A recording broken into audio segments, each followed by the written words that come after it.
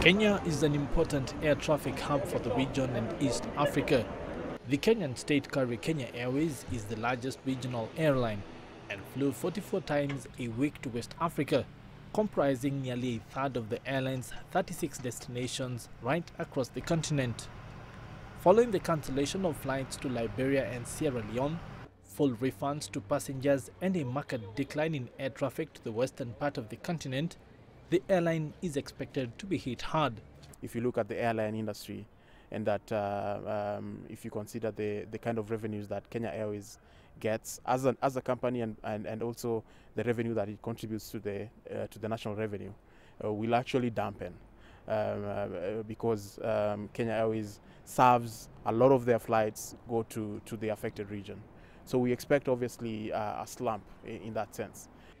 Kenya is rich in travel resources and destinations like the Masai Mara, Amboseli and the Nakuru National Park.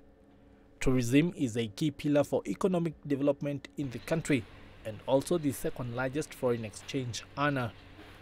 This being said, the country faces millions of dollars in losses over the Ebola epidemic. Local Tourism Association data indicates that Kenya's current hotel occupancy rate has fallen by about 20% so far. It has been declared as a high-risk hub.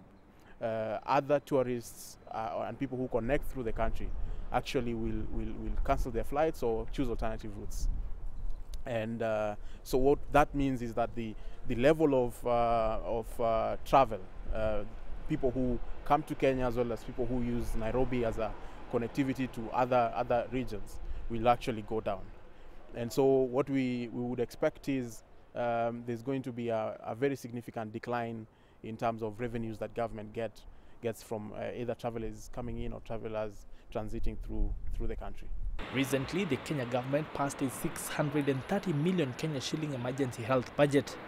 The budget is mainly to deal with Ebola epidemic prevention work, including inspection and quarantine, establishing an Ebola virus lab, training healthcare professionals, and preparing other emergency precautions. The impact of Ebola is going to be felt for a long time, especially in terms of socioeconomic aspects, even for perhaps to 5 to 6 years, because of the significant amount of loss of the personnel, the doctors, the health workers, and then the diversion of the health budgets and near standstill of the economies where people have been quarantined not to go to the markets to sell or to buy goods, and restriction of travel. And also it will take time for even tourists and other trade to resume, because the airlines, what will happen is that they won't have passengers who are coming there because of the fear that might still be there.